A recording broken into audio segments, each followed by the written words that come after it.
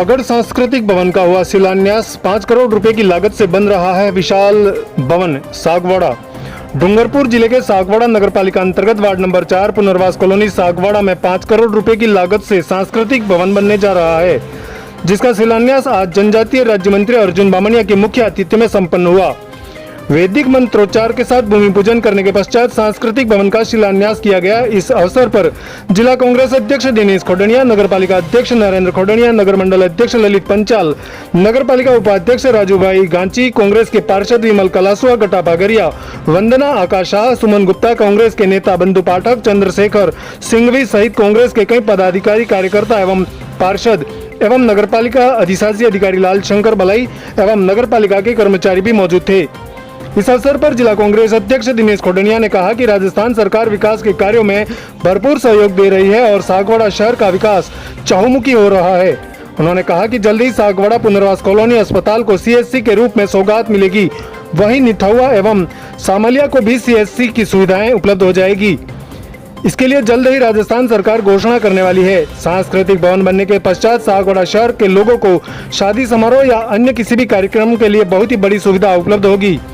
वहीं नगरपालिका अध्यक्ष ने कहा कि नगरपालिका क्षेत्र की जनता का आभार व्यक्त करते हुए कहा कि जिस तरह से सागवाड़ा शहर में विकास हो रहे हैं, नगरपालिका क्षेत्र की जनता उसमें भरपूर सहयोग करे और विश्वास बनाए रखे। आगामी नगरपालिका के कार्यकाल में और भी कई विकास के कार्य होने वाले हैं।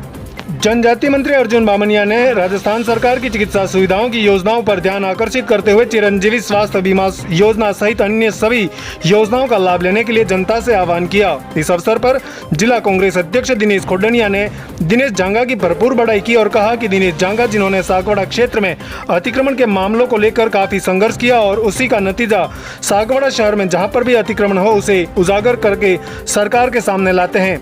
इस अवसर पर क्या कहा जनजातीय मंत्री अर्जुन बामनिया ने, एक बार सुनिए जरूर। और ये सौगात बजट घोषणा में माननीय मुख्यमंत्री जी द्वारा दी गई थी, जो आज पूरी हो रही। बनने में भले ही साल भर लगेगा, पर साल भर बनने के बाद में इतना अच्छा सुंदर और बढ़िया भवन इस सागवाड़ा वासी और कॉलोनी को मिल रहा है। हमारे सबको सोचने और समझने की आवश्यकता है कि भवन हमारे कब, किस समय, किस समुदाय, किस कार्यक्रम के लिए काम में आएगा, वो आप सभी समझदार हैं। मैं यहाँ कोई भी बात कहूँगा तो मुझे ऐसा लगेगा कि सभी प्रबुद्ध नागरिक और बुद्धिजीवी वर्ग बैठा है, तो मेरा हर शब्द छोटा हो सकता है, ऐसा मुझे आभास होगा।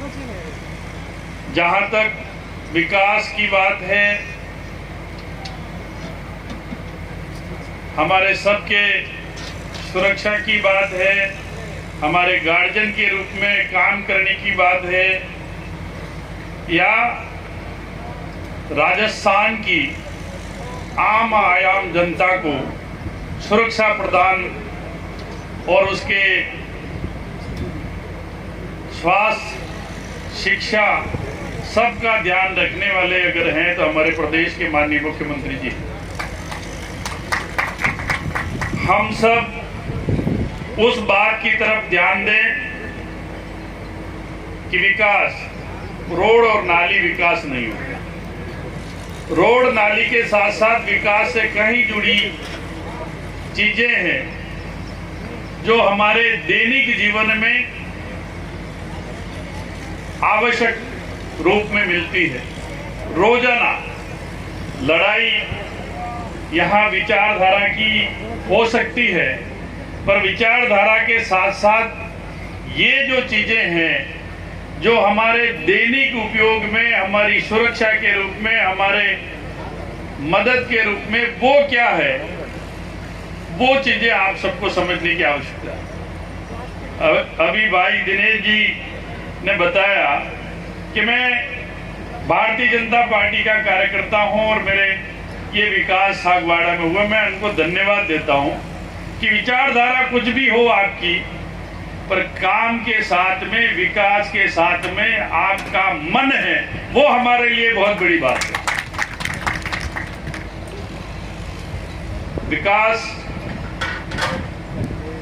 जहां तक है, मैं यहां बैठे हुए कोई भी व्यक्ति ये कह सकते हैं या कहने के लिए मुझे बताएं कि जिसको राजस्थान की जन कल्याणकारी योजनाएं माननीय मुख्यमंत्री जी द्वारा दी गई है, उसमें कौन आदमी लाभान्वित नहीं है, इस बात पे मैं थोड़ा सा प्रकाश डालने की कोशिश करूं। आज स्वास्थ्य के बारे में हम कह सकते हैं, वो किसी विशेष आदमी के लिए या विशेष समुदाय के लिए या किसी विशेष व्यक्ति के लिए नहीं है। चिरंजीवी योजना जो हमारे माननीय मुख्यमंत्री जी ने दी है, उसका फायदा कोई भी परिवार, कोई भी आदमी, किसी भी तरह का आदमी उसका फायदा ले सकता है, चाहे वो सक्षम हो, चाहे वो गरीब हो, चाहे मध्यम वर्ग का आदमी। अगर उसने 850 में अपना रजिस्ट्रेशन करा रखा है तो 25 लाख रुपए तक की दवाई जो मुफ्त है, मध्यम वर्ग का आदमी हो, सक्षम परिवार का आदमी हो, और इतना बड़ा अगर राशि निकालनी पड़े और ट्रीटमेंट इतना महंगा हो गया जिसका हम इलाज कराएं, तो हमारे लिए 25 लाख रुपया कोई छोटी रकम नहीं है, बहुत बड़ी रकम है। वो आप सबको मंथन करने की आवश्यकता है, सबको मंथन करने की आवश्यकता है। अभी 2 दिन पहले मैं माननीय मुख्यमंत्री जी के निवास पे था, मंत्रालय कर्मचारियों की बैठक थी। उन्होंने कोई छोटी मोटी मांग को लेकर के धरना दिया था और वो वहां चर्चा के लिए आए थे। मैं आपको विश्वास के साथ में कह सकता हूं कि उन्होंने पूरी सरकार की जो उनको बिना मांगे दी हुई योजनाएं, बिना मांगे दिए हुए भत्ते, उन्होंने गिनाते गिनाते कहा कि माननीय मुख्यमंत्री जी, हम ये चीज भी आपसे इसलिए मांग रहे हैं कि आपने बोला भाषण में, आप जहां भाषण देते हो वहां एक ही चीज बोलते हो कि यहाँ आप सब मांगते मांगते थक जाओगे, मैं देते देते नहीं थकूंगा।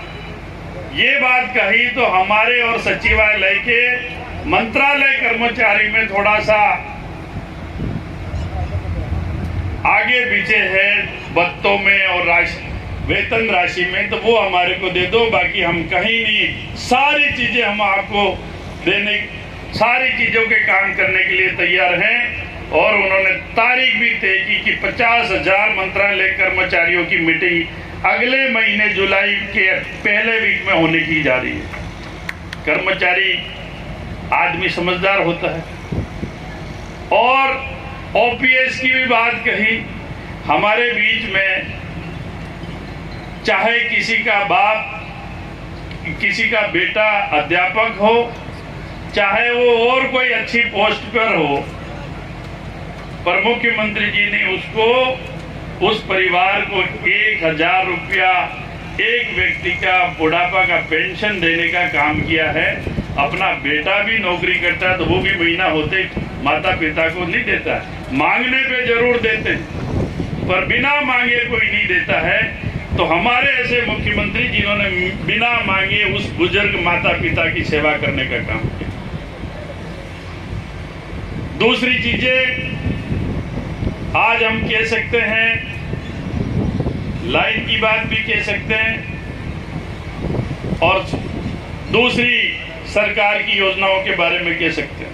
मैं पर सबसे महत्वपूर्ण बात मैं आपको यही कहूंगा कि स्वास्थ्य के मामले में हमारी सुरक्षा अगर की है तो अशोक गहलोत साहब ने, और उनकी सोच के साथ में, आज मैं मंत्री हूं इसलिए नहीं, उनकी सोच ये हो सकती है कि आने वाले समय में ये राजस्थान प्रदेश हिंदुस्तान के राज्यों में पहला अग्रणी राज्य होगा। ये अगर किसी व्यक्ति की सोच है जिनका नाम अशोक गहलोत। चुनाव आते हैं, बड़े बड़े वायदे करते हैं, हम भी करते हैं और आप भी करते हो, आपकी पार्टी भी करते हैं। पर आज ये उदाहरण है कि कांग्रेस पार्टी ने वायदा किया वो पूरा हो रहा है। हमारे में और आप में एक ही फर्क है कि आप वायदे करके भूल जाते हो, हम वायदे करके वोट लेते, सत्ता में आते काम करते हैं। फर्क, माफ करना, उदाहरण दे रहा हूं। और अभी यहाँ सारे करीब करीब व्यापारी हैं। 2-3 दिन के अखबार की चीजें पढ़ें, मेरे से ज्यादा दिनेश जी और नरेंद्र भाई जानते हैं कि आईटी के क्षेत्र में केंद्र सरकार ने जो कानून लाने का काम किया है पंचाल जी, कोई आदमी व्यापार नहीं कर पाएगा, ऐसी स्थिति उनकी। घर परिवार में फाइलें 2-2 चलती है। मैं भी छोटा मोटा व्यापारी आदमी हूँ, तो पति की फाइल अलग होती है, बेटे की होती है, घरवाली की होती है, करते होता है। पर उसमें भी आप कैश ट्रांजैक्शन नहीं कर सकते हो, और जितना करते हो उतना अली साहब उतनी ही पेनल्टी लगाने का प्रावधान इन्होंने आईटी क्षेत्र में किया है। वो हमारे सब व्यापारियों के लिए दुखदाई का काम है। आप 2 लाख का ट्रांजैक्शन केस कर रहे हो तो 2 लाख की पेनल्टी लग जाएगी परिवार। ऐसी चीजें हमारे लिए बहुत दुखदाई है। और जो मुझे नहीं बोलना चाहिए वो बोल रहा हूं। सभी यहाँ बुद्धिजीवी, मैंने पहले ही मेरी बात बोली है कि मेरा हर शब्द छोटा हो सकता है। आज हम ध्रुवीकरण के नाम से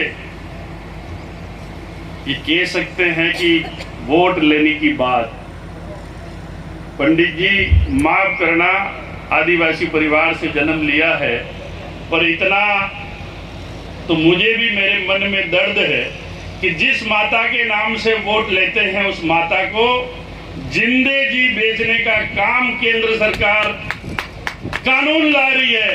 मैं सोचता हूं इस मंच से आप सबको उस चीज का विरोध करना चाहिए और मोदी जी को एक मैसेज देना चाहिए कि गौ माता हो चाहे कोई भी पशु हो, हमारा हिंदुस्तान से, इस हिंदुस्तान से कोई भी पशु विदेशों में जिंदा निर्यात नहीं करे। ये आप सबसे मेरा आह्वान है, मैं हाथ जोड़ के निवेदन करता हूं।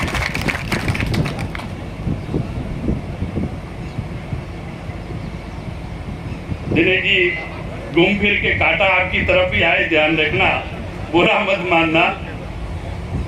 आज हम कहीं न कहीं किसी सनातन धर्म से जुड़े हुए हैं, और विशेष करके दिनेश जी और चेयरमैन साहब आपको भी कह रहा हूं, जियो और जीने दो को हमारा धर्म कहता है। मुझे कहते हुए दुख कि हमारे जो जिस पे हमारी आस्था है, जिस पे हमारा विश्वास है, चाहे किसी भी कौम, किसी भी बरादरी की, समाज की बात हो, पर जिस पे हमारी आस्था है, उस आस्था पे अगर सरकार की निगाहें उसको डिस्टर्ब करने में है या उसको कमजोर करने की है, वो हिंदुस्तान का कोई भी समाज, कोई भी कौम उस कमजोर करने की, उस आस्था के केंद्र को कमजोर करने की बात कोई भी सहन नहीं करेगा। ये सिर्फ आपके लिए मैं एक इशारा कर रहा हूं। लंबी बात कहने के लिए बहुत सारी है, मैं लंबी बात नहीं करूंगा। पुनः आप सबको इस सांस्कृतिक का भवन का बहुत बहुत बधाई। और जहां तक अभी मेरे ऊपर भी कोई बात आई, चेयरमैन साहब ने कहा है कि हमने भी नगर पालिका के प्रस्ताव भेजे हैं। मैं चेयरमैन साहब विश्वास दिलाता हूं कि जो भी आपके प्रस्ताव मेरे विभाग में आए हैं, चाहे 2 करोड़ के हो चाहे 3 करोड़ को, पूरा करने की पूरी कोशिश करूंगा। यही बात कहूंगा, लंबी बात मैं नहीं कहूं।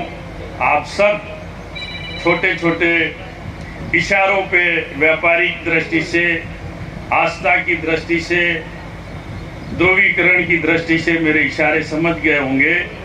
यही बात कहूंगा। सभापति जी का भी कार्यकाल और बाकी है, पर उस कार्यकाल में भी 750 करोड़ की योजना तो बन गई है, पर आगे भी उसको अमली जामा पहनाने के लिए आने वाले 4 महीनों 5 महीनों के अंदर आपकी मदद और चाहिए, ताकि ये 750 से 1000 करोड़ में कब तब्दील होगा, वो 750 से 1000 करोड़ में बदलाव के लिए आप सबका सहयोग मैं चाहता हूं। यही बात मैं आप सबसे करूंगा, क्योंकि आपका सहयोग होगा तो भी इस नगर पालिका में आगे बढ़ने की और आगे योजनाएं लाने की क्षमता होगी। वो शक्ति आप में है, वो समझ आप में है, वो सहयोग की अपेक्षा मैं करता हूं। और पुनः आप सबको बहुत बहुत धन्यवाद देता हूं। जय हिंद, जय भारत। Sagwara live news.